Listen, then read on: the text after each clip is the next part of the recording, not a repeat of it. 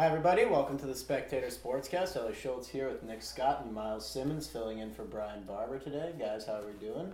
Doing good. It's nice to be back on the show after a long break.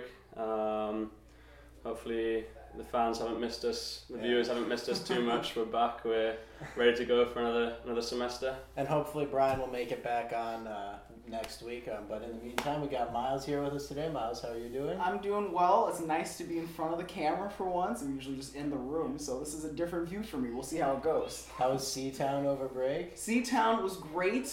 We got some snow. We fired a football coach. We got a new one. So I don't know. Maybe the Browns are going to be good finally. Keep my fingers crossed. Nick, Geordie Shore?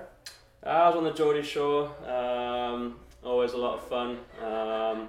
But back for another semester. No soccer this semester, unfortunately. So I'm just gonna get fat and grow out this stubble around here. And it's nice to be back. Unfortunately, it's no more soccer for me. But I'll still be playing. That's all right. Keeping on top of it. Yeah, and you've still got this to keep you going, right? Yeah. And intramural basketball season too. Yeah. There you go. The Bluebirds, my team, we're gonna be doing very well. So keep an eye out for them. All right.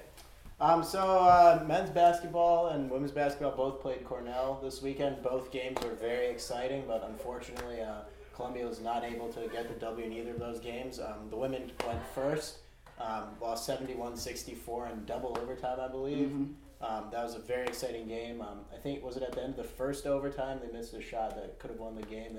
They came close a number of times. Yeah. Ultimately unable to come away with the W. The men also had a sort of very exciting game. They got down big early. I think they were down by 12 at halftime and faced big double-digit deficits in the second half, but bounced back. Freshman point guard Maudo Lowe hit a couple of huge shots, and then, of course, Brian Barbour came up big. Absolutely. At the end there, brought his team within one, but they came up just shy there. Yeah, I think they dug themselves into a bit of a hole. Unfortunately, couldn't really get back into it. I mean, they showed great character to come back and bring it to one last shot at the end. It's just a shame that Brian couldn't sink it, unfortunately. It's all right. He'll be back for more. I'm sure hungrier than ever this weekend.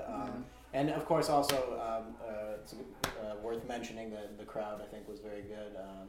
On the heels of Basketball Mania, people seem to be excited about the hoop season. Yeah, everybody was fired up that was there. I mean, especially after John Daniels hit that dunk. It ended up being number 3 on SportsCenter's top 10 that night. So, I mean, it was a great crowd. I mean, I was there. But it was sort of unfortunate that, you shoot 27% in the first half. That's sort of what's going to happen. Yeah, hats off to John Daniels for that play. Congratulations to him. A couple of nice dunks for John this season. Yeah, absolutely. Miles, you want to cover fencing for us? Sure. Fencing actually had sort of a back and forth weekend, but the fourth was very, very good. They ended up going 5-0 at the NYU Invitational, both the men and the women, and they ended up winning. And interestingly enough, before that, just a couple days, they had been at St. John's, and the women had gone 3-2, and the men couldn't even notch a win. And they went actually against most of the same teams in the NYU Invitational that they had gone against at St. John's. So, I mean, it was a really great weekend, at least for the finish for fencing there. And women's track also a very strong weekend. Picked up a win at the Metropolitan Indoor. That's always good to see. The men, unfortunately, maybe didn't get the result they were looking for. They finished 6th. Yeah, that's actually the second year in a row that the women's track has come away with that title at the Metropolitan Indoor up at the Armory. So great thing for them too. And the track program, as we've seen in the last couple of years, has really been coming along. Absolutely. So exciting to see what they'll do next. Moving on to wrestling. Wrestling split this weekend, lost to Hofstra and beat American. They are moving towards their Ivy season now, so I believe their Ivy season will start this weekend, so hopefully they'll be able to get some good wins there.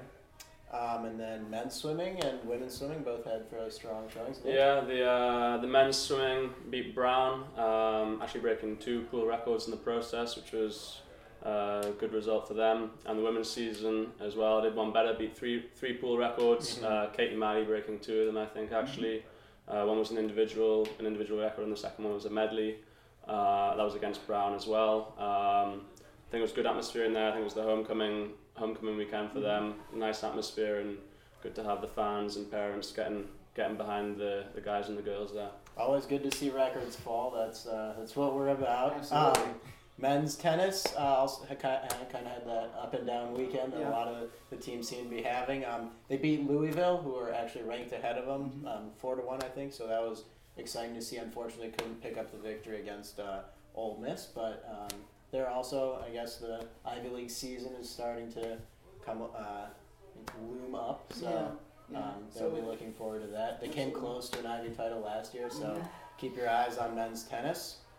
Squash, Myles? Well, squash, they had a split this weekend. They beat Middlebury, who's actually ranked number 17, and then they lost to number 11 Williams. So again, you got the up and down weekend there.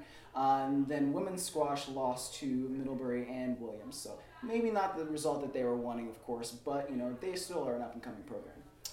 So a lot to look forward to this weekend. Like Myles said, wrestling will be kicking off its Ivy League season, and basketball has a couple of huge games. Men's basketball on the road at Penn and Princeton.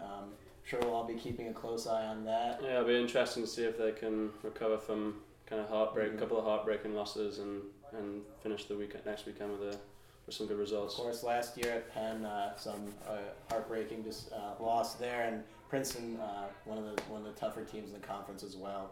And then women's basketball will be playing Penn and Princeton at home. Yep. So we'll see you next week.